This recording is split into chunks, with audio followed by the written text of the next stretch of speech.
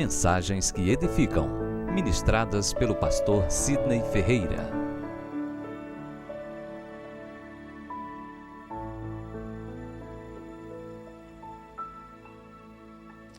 Meus amados, vamos abrir a Bíblia no Evangelho de São Mateus, capítulo 12, versículo 25 e 26. Aqueles que encontraram, peço cordialmente, gentilmente, se coloquem em pé. Esse é um rito nosso, em posição de prontidão, em reverência às Escrituras Sagradas. Assim está escrito na palavra de Deus, Evangelho de São Mateus, capítulo 12. Jesus, porém, conhecendo-lhes os pensamentos, disse: todo reino dividido contra si mesmo ficará deserto, e toda cidade ou casa dividida contra si mesma não subsistirá. Se Satanás expele, Satanás dividido está contra si mesmo. Como, pois, subsistirá o seu reino? Pai, nós rogamos a graça do Teu Santo Espírito, a iluminação por intermédio da revelação da Tua Palavra, que é viva, que é verdadeira, que é poderosa e que é eterna.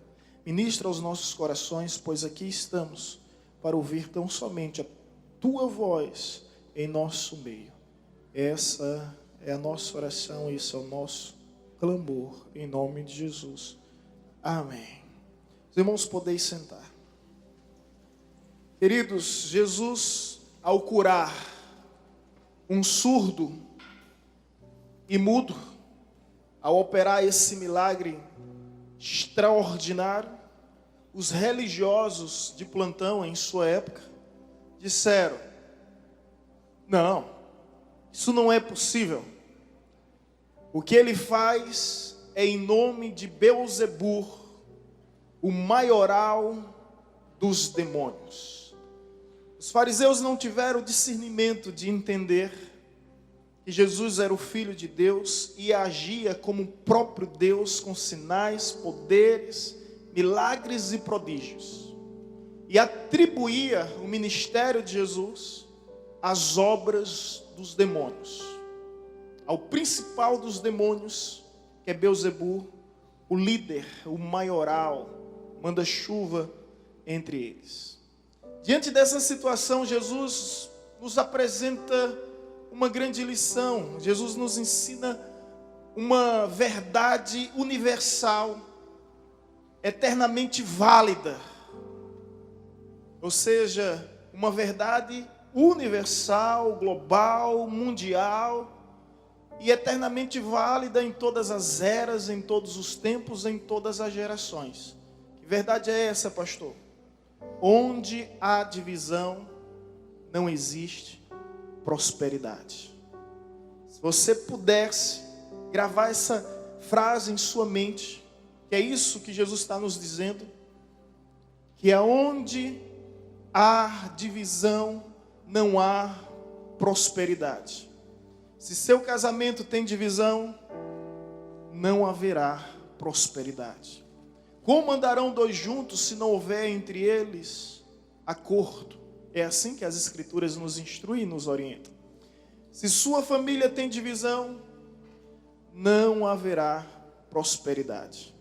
Se na sua empresa, no seu trabalho, tem divisão, na sua igreja, no seu ministério, na sua cidade, na sua nação, ou no seu reino, o reino do qual você serve, porque não se pode servir a dois senhores, não haverá prosperidade. E é justamente a divisão que assola o casamento através do divórcio. É justamente a divisão que afeta as empresas através dos rompimentos entre os sócios. É justamente a divisão que promove guerras e conflitos entre nações e entre reinos.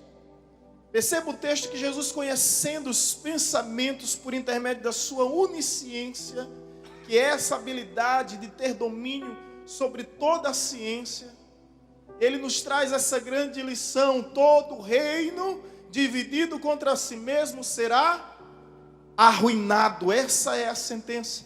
E toda cidade ou casa dividida contra si mesmo não subsistirá. Em suma, se você atentar bem comigo, a Bíblia condena todo tipo de divisão. A Bíblia condena a divisão da nossa mente, a divisão do nosso coração, a divisão dos nossos pensamentos, a nossa vida dividida, porque, escute com atenção, é melhor uma vida completa do que duas incompletas. Tenha certeza disso.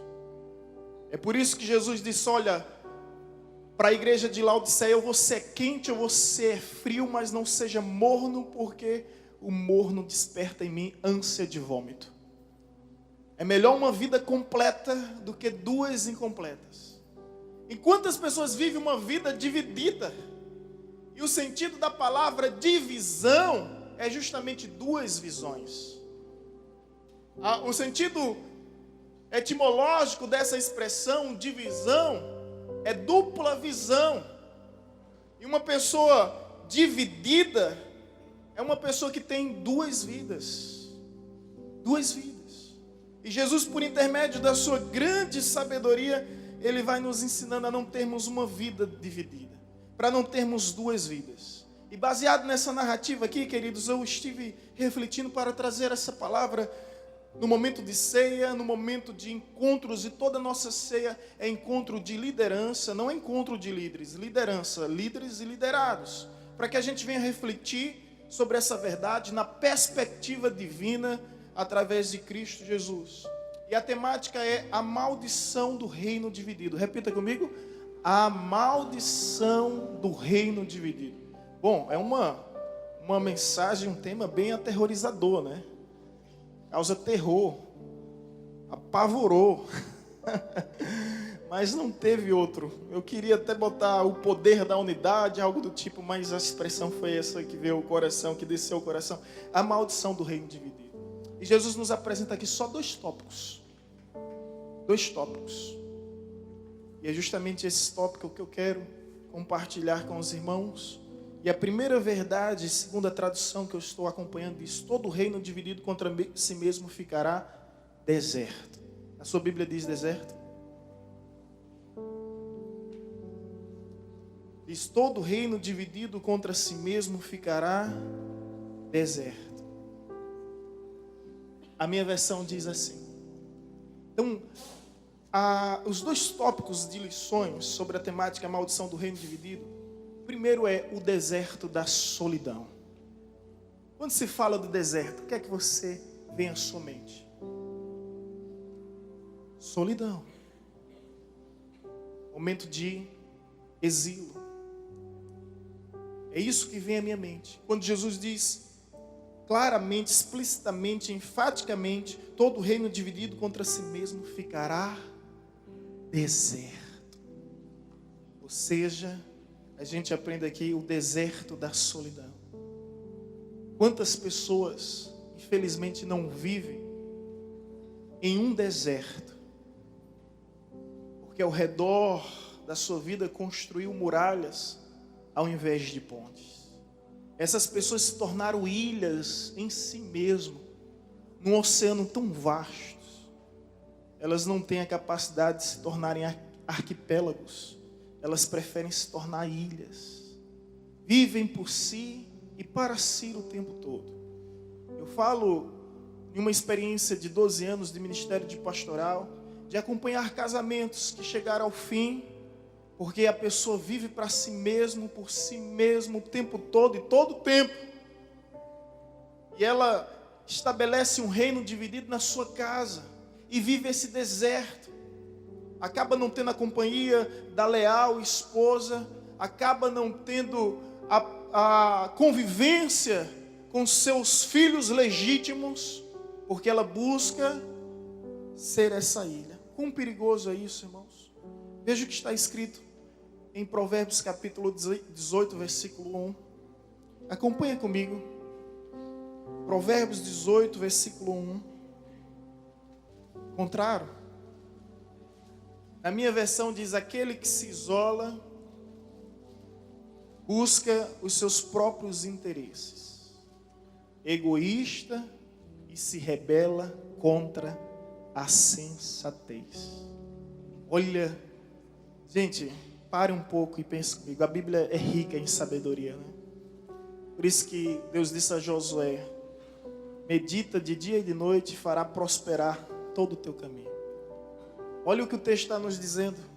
Aquele que se isola busca os seus próprios interesses. Ele não busca o interesse coletivo.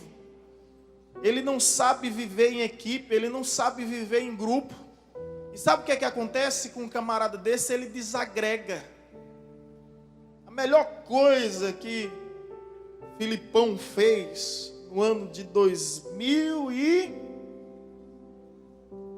Vocês vão me ajudar. Ele decidiu não levar Romário, 2002. Melhor coisa que ele fez. Ah, mas Romário é craque, é diferenciado, mas Romário é bom, Romário é um gênio. Ele não levou Romário e trouxe a taça. E aí? E quando perguntaram por quê, ele disse: Romário não tem poder de agregar, não tem poder de aglutinar, de unir, de unificar. E Jesus usou, ou melhor, Filipão usou dessa mesma tática de Jesus. Porque se você for analisar, Jesus poderia chamar os fariseus preparados, saduceus, escribas, essênios, zelotes, herodianos, samaritanos, todos os segmentos e ramificações da religiosidade da sua época, mas ele não convidou, os camaradas eram expert no assunto, mas Jesus não convidou pessoas talentosas. Jesus convidou pessoas voluntárias, pessoas disponíveis, pessoas dispostas a unir e não dividir, pessoas dispostas a viver em equipe e não viver por si mesmo e para si mesmo. É por isso que Jesus vai à margem do mar da Galileia e começa a chamar pescadores para serem representantes legítimos do seu reino. E essas coisas na palavra de Deus me deixam assim, perplexo, atônito, maravilhado. A maneira de Deus agir, a maneira de Deus trabalhar. Aquele que se isola busca os seus próprios interesses e dessa forma ele vai desagregar. Por isso existe a maldição do reino dividido e uma delas é o deserto da solidão. E eu pergunto a vocês, alguém aqui gostaria de viver em um deserto? E nós criamos, ou às vezes provocamos, os nossos desertos. Eu conheço um homem na história de Paulo Afonso, que tinha várias mansões, várias empresas, vários estabelecimentos, vários empreendimentos, várias mulheres, mas quando morreu, morreu sozinho, em um apartamento, um infarto fulminante, porque fez da sua vida um deserto. Não há nada pior do que viver sozinho. Sabe quem é que diz isso? Deus. Deus é quem fala isso, por intermédio da sua palavra, que a primeira coisa que Deus disse que não era bom, que não prestava, é que o homem estivesse só. Foi a solidão. A segunda maldição citada no texto, onde diz o seguinte: todo reino dividido sobre si mesmo ficará deserto. Aí não para aqui, começa: toda cidade ou casa dividida contra si mesmo não subsistirá. Segunda lição é a ruína da insubsistência. É essa ruína da insubsistência, ou seja, não tem fundamentos, não tem base, não vai perdurar, é temporário, é transitório, é efêmero, não passará muito tempo. É triste isso, né? A história tem algumas vertentes e essas vertentes entram em controvérsias quanto à morte de Alexandre o Grande. E alguns dizem que ele morreu de uma doença, mas outros historiadores dizem que ele morreu quando seus 4 generais se levantaram contra ele. E ali foi a destruição, não só de um homem, mas de um reino, que deixou de existir. E eu fico pensando quantas famílias deixaram de existir. Eu vi um documentário, gente, de um pastor visitando as igrejas dos grandes pregadores avivalistas. Se tornaram mausoléus, museus, universidade, igrejas que foram palco e cenário dos maiores avivamentos que já aconteceram. Igreja nos Estados Unidos, na Inglaterra, na Alemanha, hoje são apenas um monumento histórico de um passado remoto que não voltará mais. Deixaram de existir. Quando eu fui para Recife em 2000, no ano de 2001, 2002 eu fui para morar, 2001 eu fui para conhecer os seminários. O ideal era que eu ficasse no seminário da minha convenção, mas eu tive que ir para o Seminário Teológico Pentecostal do Nordeste, porque ao chegar no seminário da nossa convenção Batista Nacional, existia somente os escombros daquilo que um dia foi seminário. E a nossa convenção no estado de Pernambuco, ela sofreu 3 divisões. Convenção ferida. Seminário já não existia naquela época, por causa dessas divisões, por causa desses rompimentos. A história vai nos apresentar diversos exemplos sobre povos, civilizações, nações, reinos que deixaram de existir quando seu povo não compreendeu que unidos são mais fortes e que unidos eles vencem qualquer batalha. Agora veja bem, isso que Jesus nos ensina, que nós tanto ignoramos em todos os âmbitos que nós convivemos, é aquilo que Satanás, ele aproveita com muita facilidade. Porque está escrito, e eu sei que você lembra desse texto, que os filhos das trevas são mais prudentes do que os filhos da luz. Você já parou para perceber que quando se trata do mal, o próprio mal se une com o objetivo de estragar, de causar um mal maior? Gente, esse é o drama de Martin Luther King, quando ele diz bem assim: o que me incomoda não é o grito esbravador daqueles que promovem o mal, mas é o silêncio da omissão daqueles que dizem que fazem parte do bem. É o drama de Bob Marley que eu citei recentemente, quando diz bem assim: se o mal não tira um dia de folga para causar tamanha maldade, porque eu o faria. E esses homens, eles tiveram a capacidade, o discernimento de compreender que o mal se une para causar o próprio mal. Quer ver exemplos aqui? Você sabia que Herodes e Pilatos eram inimigos, intrigados, não se falavam? Sabia? Mas lê o texto bíblico com atenção. Para crucificar Jesus, Pilatos e Herodes tornaram-se amigos. É triste isso? Como o mal se une para provocar o mal. Quer ver outro exemplo?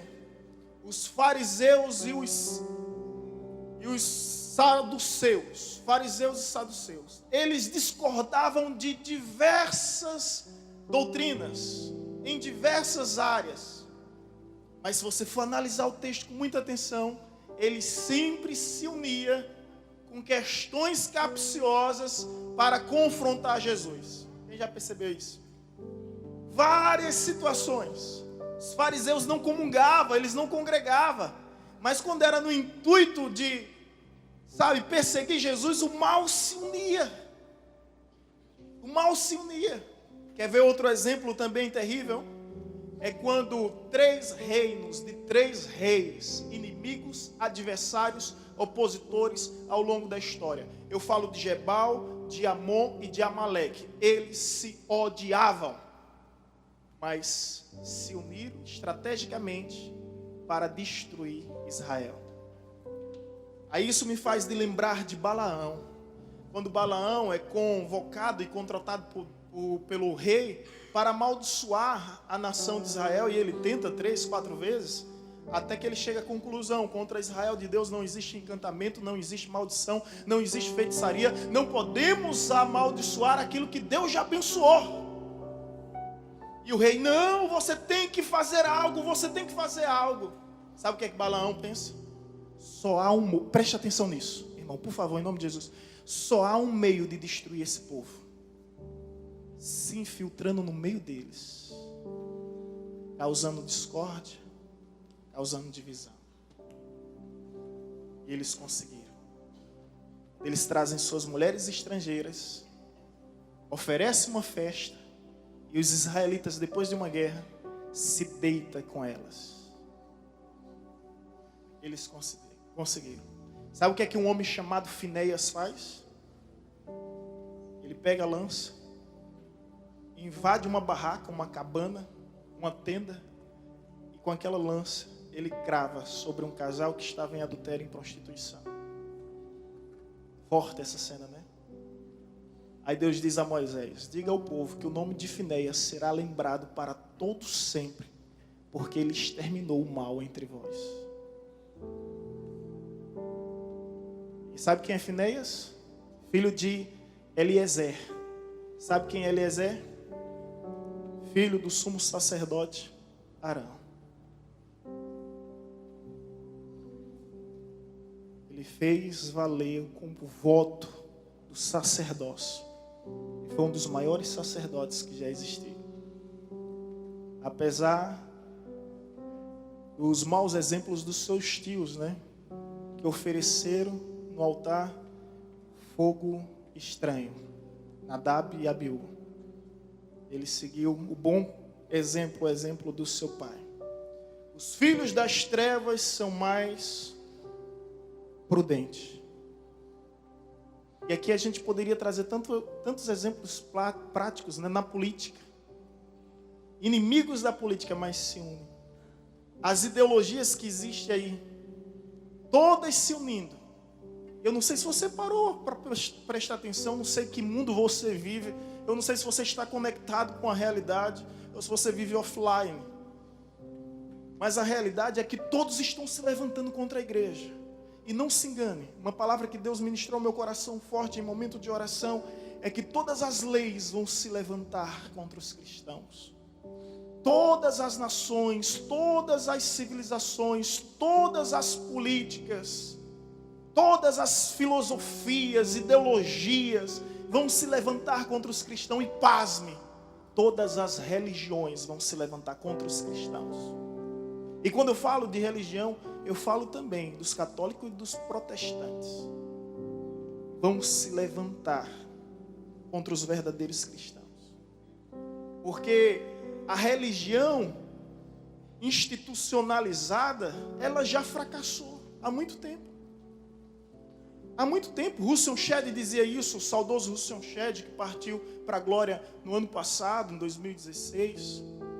Ele já dizia isso na década de 90. Ele disse: haverá um tempo que nós teremos vergonha de dizermos que somos evangélicos. Hoje, quando alguém me pergunta se eu sou pastor, eu digo sim. Mas eu digo nome e sobrenome da igreja da qual participo. Para que não pense que eu sou um aventureiro que caiu de paraquedas. Eu digo, olha, eu digo nome e sobrenome. Que faço parte de uma ordem, que existe uma organização, debaixo de uma supervisão e de uma autoridade. E eu tenho a maior satisfação em relação a isso. Porque eu não fui chamado para abrir igreja, eu fui chamado para ser igreja. Esse é o nosso chamado. É o nosso chamado como cristão. Mas, pasme diante disso, porque o Canadá, uma nação até então considerada protestante, hoje legalizou o casamento de homossexuais. E muitos pastores estão realizando. Então a gente vive dias de conflitos, dias tão difíceis. E o que a palavra de Deus nos diz no livro de Apocalipse? Deixa eu criar essa versão, Sidney Oswaldo Ferreira. E diz: quem for limpo, se limpe mais. Quem for sujo, continue se sujando mais e mais. Jesus é totalmente direto, objetivo, prático, simples, né? Na versão conforme nós conhecemos, diz: quem for santo se santifique, quem for impuro continue praticando suas impurezas. Essa é a realidade. Satanás sabe de tudo isso. E eu não sei se você já percebeu, mas ele está unificando todas as políticas, ele está unificando todos os sistemas, ele está unificando todas as religiões contra o povo de Deus. Contra o povo de Deus. Que dias difíceis são esses, previstos pelo apóstolo Paulo? Tempos trabalhosos, são justamente os tempos que nos aguardam. Apocalipse não é algo que está para acontecer, é algo que está ocorrendo, e você já percebeu que nós estamos no tempo do fim, o fim já começou. Por isso que precisamos de um despertamento, e eu não sei se você está ciente disso, mas um novo movimento está surgindo no mundo, simultaneamente, despertando pessoas para buscar a face de Deus. Ei, não para aguardar o último avivamento, mas para provocá-lo. E aí eu vejo homens, como o presidente Donald Trump agora, ele convoca a nação para orar e declara o dia feriado, né? Declara um feriado nacional da oração para buscar a face de Deus. Deus levantando pessoas dos 4 cantos da terra. Isso nós estamos visto, esse novo mover, indo de encontro com essa ordem que rege esse mundo. E eu não sei se você está atento, meu irmão, mas desperta enquanto há tempo. Enquanto há tempo. Em suma, Jesus nos ensina por esse texto sobre a importância da unidade. E nós aprendemos por intermédio da palavra que aonde existe unidade, existe vida, existe bênção. Ei, ouça, Salmo 133. Leia o Salmo 133.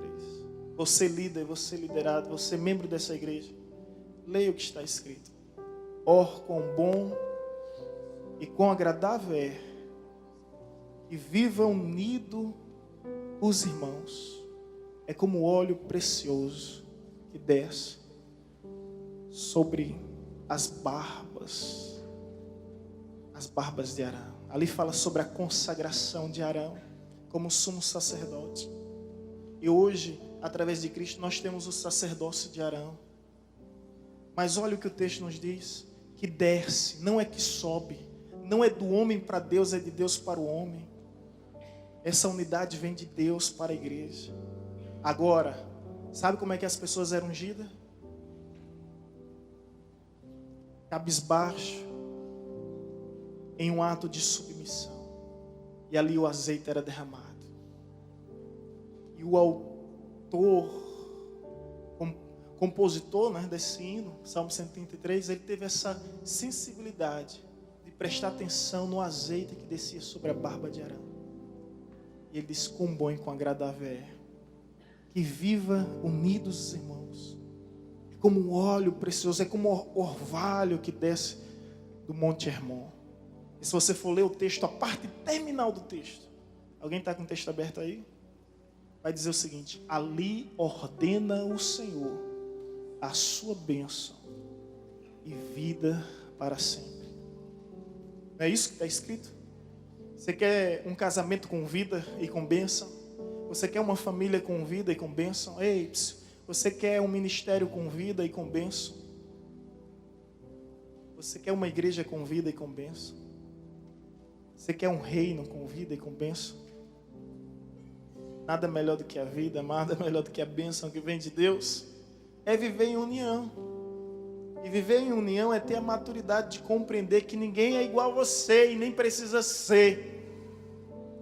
Porque a Bíblia nos fala sobre a multiformidade da graça de Deus. Ei, irmão, preste atenção, não é uniformidade.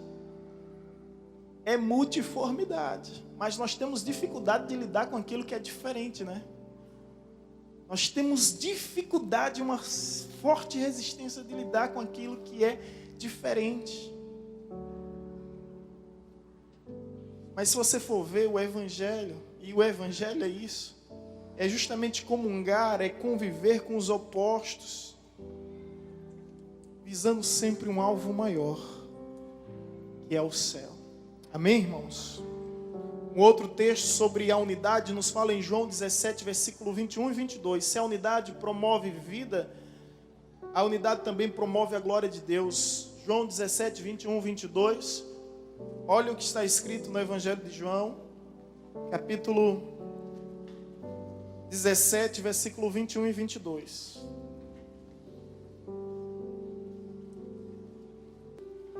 Olha só. Essa aqui é a oração sacerdotal. Essa aqui é a última oração de Jesus. Você sabe qual é a última oração de Jesus? Você sabe o que é que ele pede ao Pai? O que é que Jesus pede ao Pai? Unidade. Para que todos sejam um. Eita. Já parou para perceber quando o apóstolo fala sobre as igrejas? Ele faz aquelas epístolas para as igrejas. Ele fala sobre unidade do pensamento, unidade das palavras, unidade nos sentimentos. Que haja um só procedimento, que haja uma só linguagem. Apesar das diferenças que temos, mas algumas convicções inabaláveis, inegociáveis que nós devemos manter. Para que todos sejam um, Pai, como tu estás em mim, e eu em ti, que eles também estejam em nós, para que o mundo creia que tu me enviaste. Versículo 22, por favor. Deles a glória que me deste, para que eles sejam um, assim como nós somos um. Jesus dará glória ao Pai, para que nós venhamos ser um. Sabe o que é que isso me ensina? Que nós devemos ser um para dar devida glória a Deus. Se a unidade gera a bênção de Deus, a unidade também, ela promove a glória de Deus. Você sabia que os cristãos foram chamados de cristãos pela primeira vez em Antioquia? Você sabia por quê? Poderia dar aos cristãos tantos outros nomes, né? Tantos outros nomes, olha os nazarenos, olha os carpinteiros, coisas do tipo. Deixa eu ver mais. Me ajuda aí. Os galileus. Olha os galileus. Eles estavam naquela região. Poderia dar tantos nomes, mas chamam Jesus de quê? Ou melhor, chamam os discípulos de quê? Cristãos. A compreensão que se havia é que eles são tão parecidos com Cristo, mas tão parecidos com Cristo, tão parecidos com Cristo, mas tão parecidos com Cristo. Eles têm que se chamar cristãos. Será que você pode ser chamado de cristão? Onde você está inserido no contexto geral da sua vida? Será que nós como igreja podemos ser chamado de cristão? Será que o seu ministério pode ser chamado de cristãos? Em algum momento na história a igreja perdeu o seu propósito de formar discípulos. E acabou invertendo essa ideia. E ao invés de formar discípulos, elas começaram a conquistar membros. Há uma diferença bem grande entre membro e entre discípulo. Não é o caso abordarmos esse assunto agora. Mas eu venho te pedir em nome de Jesus, seja discípulo.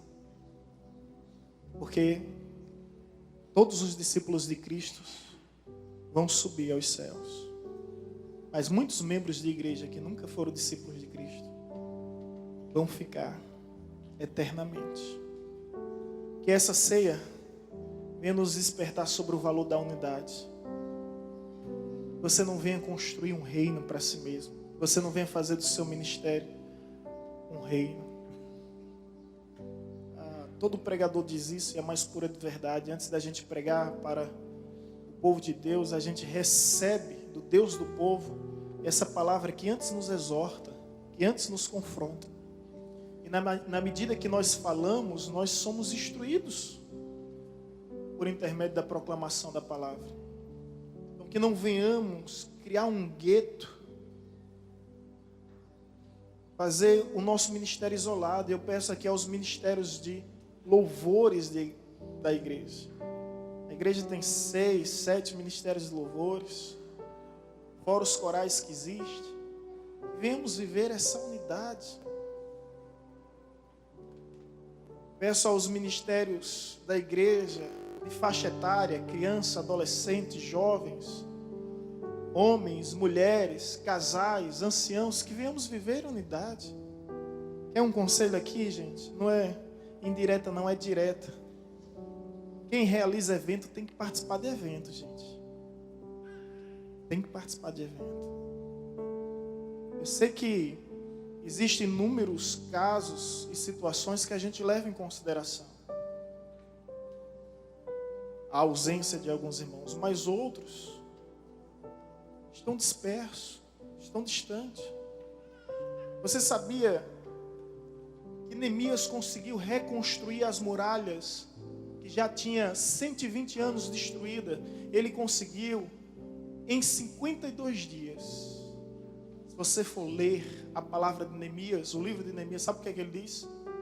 Estamos muito distantes uns dos outros, mas no lugar em que ouvirmos as trombetas de Deus, ali vos ajuntais, porque Deus pelejará por nós. É assim que Neemias fala. Deus só vai pelejar por nós quando nós estivermos unidos como igreja. E aí o povo disperso numa maldição que já durava mais de um século. Um homem instruído por Deus, em 52 dias ele restaura aquelas muralhas. Ele teve oposição? Teve provação? Teve. Quem não tem? Sofreu perseguição? Sofreu.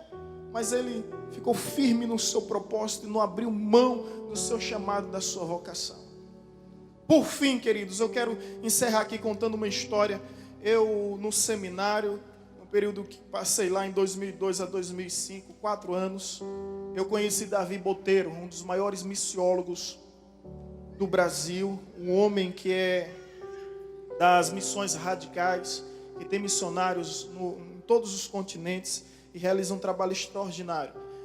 Nas conferências que ele trazia no seminário, eu fazia questão, eu abria a mala dele, botava os livros dele, o DVD dele, ali eu vendia, prestava satisfação, prestava conta com ele, e isso era uma satisfação grande.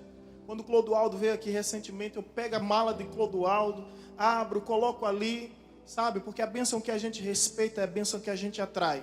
Sempre entendi isso.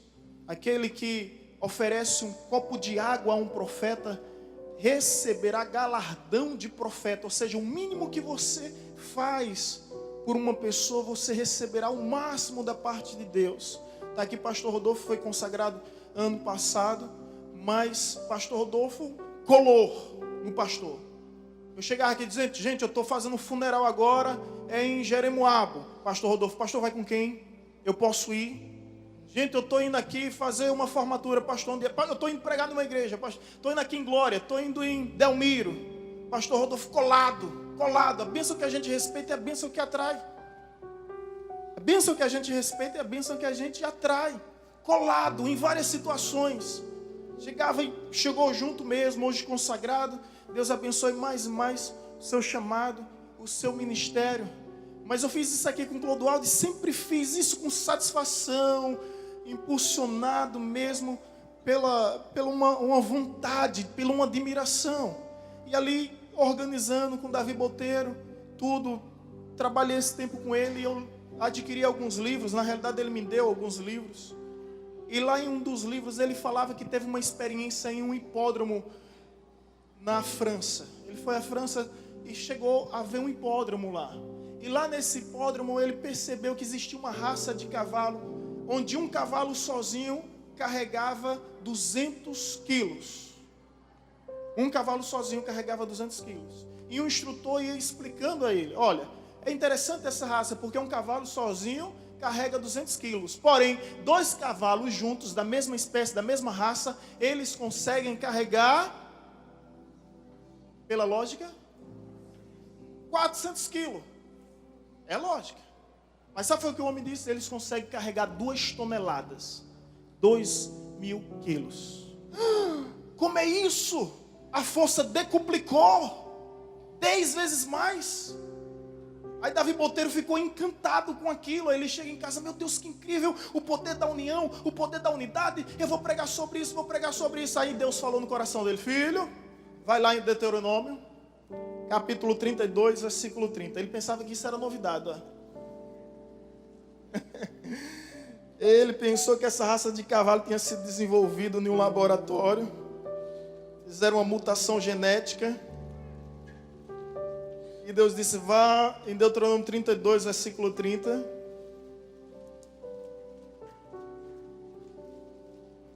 E você vai entender sobre a força sinérgica através do poder da união. Os irmãos encontraram? Assim está escrito, como poderia um só homem perseguir 1000? 2 homens deveriam perseguir quanto? Deveria perseguir 2.000. Vamos ser aqui cartesiano. Vamos ser exato. Mas o que é que a Bíblia diz? Como poderia um só homem perseguir 1000 ou 2, porém em fuga 10.000, a não ser que a sua rocha tivesse vendido, a não ser que o Senhor os tivesse abandonado. Ou seja, a força sinérgica já era apresentada nas Escrituras há muito tempo. E o que o texto nos ensina, biblicamente falando, irmãos? É que unidos nós somos mais fortes. Você pode dar um amém por isso? Que unidos nós somos melhores, que unidos nós somos maiores. Você pode dar um glória a Deus por isso? Agora deixa eu te dizer uma coisa. Satanás sabe disso. Satanás sabe disso. E o que ele puder fazer para causar ruptura, discórdia, divisão em ministérios, tenha certeza que ele vai fazer. Tenha certeza que ele não vai perder o seu tempo. Ele vai investir com tudo para causar divisão no casamento, divisão na família.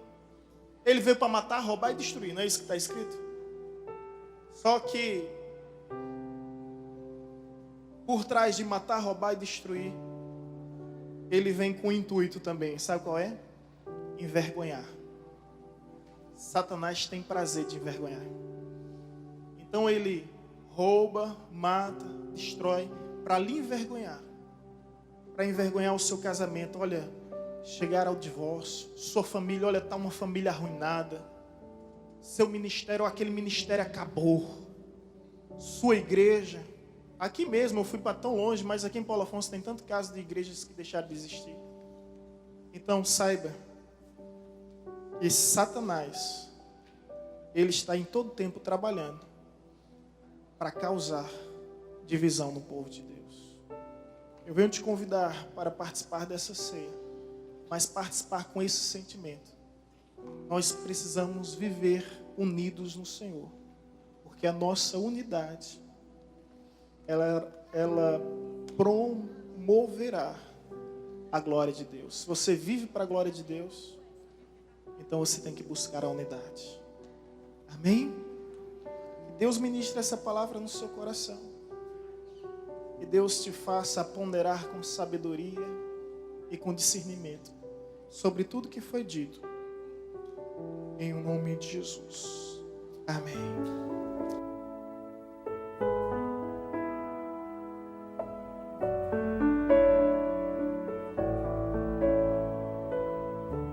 Você acabou de ouvir uma mensagem ministrada pelo pastor Sidney Ferreira, da Igreja Batista Evangelizadora.